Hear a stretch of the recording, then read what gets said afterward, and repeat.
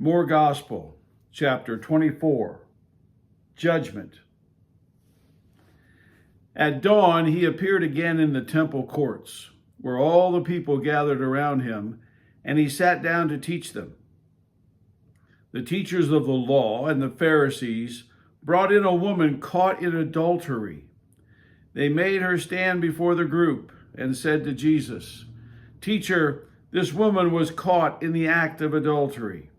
In the law, Moses commanded us to stone such women. Now, what do you say?"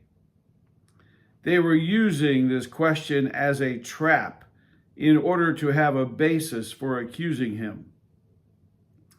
But Jesus bent down and started to write on the ground with his finger. When they kept questioning him, he straightened up and said to them, "Let any one of you who is without sin be the first to throw a stone at her." Again he stooped down and wrote on the ground.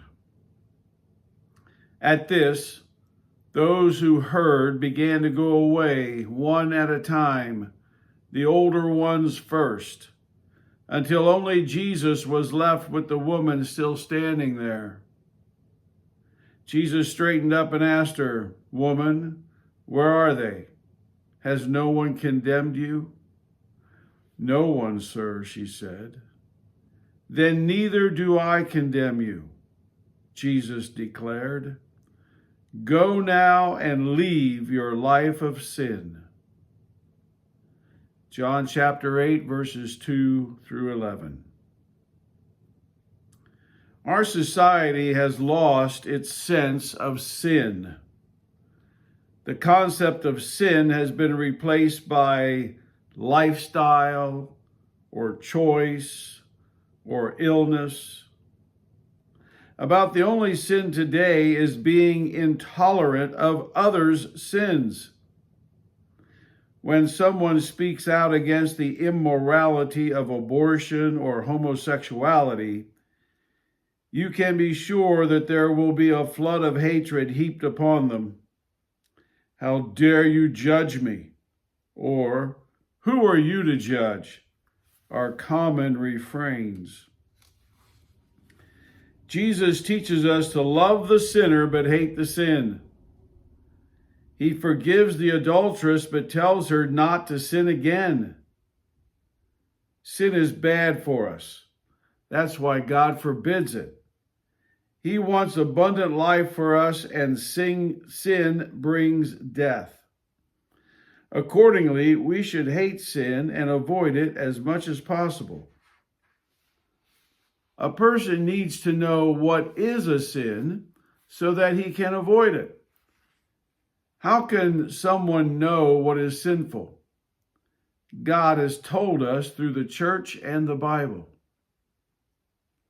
God has given us his commandments, and the church has explained and applied them to our daily lives. What's good and bad can be known because God has revealed it.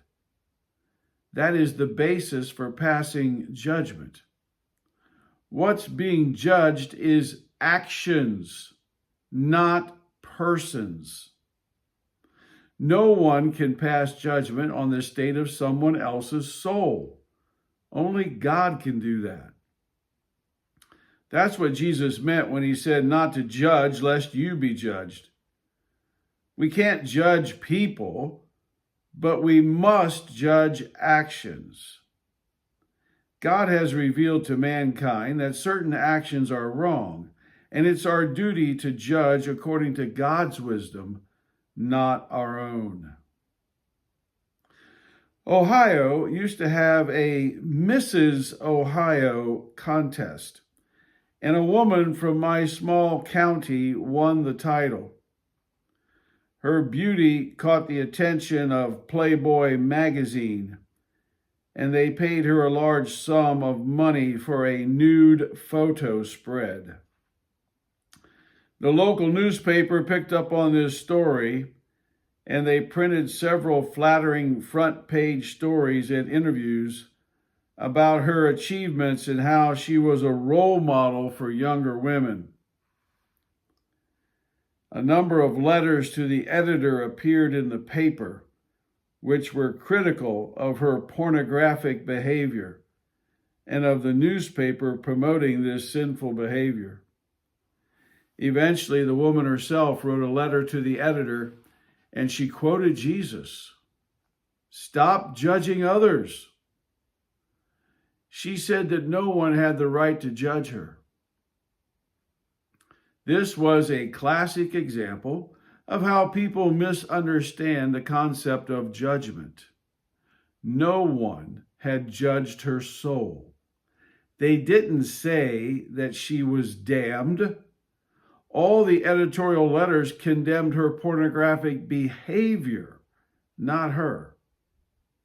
God has given us guidelines for correct living, and we must apply those commandments to everything and everyone in life. Many people today mistakenly take any criticism of their behavior to be a condemnation of themselves. Nothing could be further from the truth. We can actually show true love for our neighbor by charitably pointing out their sin. We are trying to help them and save them from the painful consequences of their actions. The consequences of sin for Mrs. Ohio were terrible. Her celebrity gained her some fans. She and her husband were shopping, and as they walked down the sidewalk, one of her fans shot her husband to death right next to her. Then he proclaimed his great love for her and proposed to marry her now that she was single. Porn does tremendous evil to the mind. She had thought her actions were a perfectly legitimate way to make money and that it wasn't hurting anyone.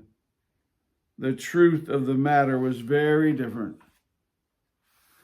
Love the sinner but hate the sin.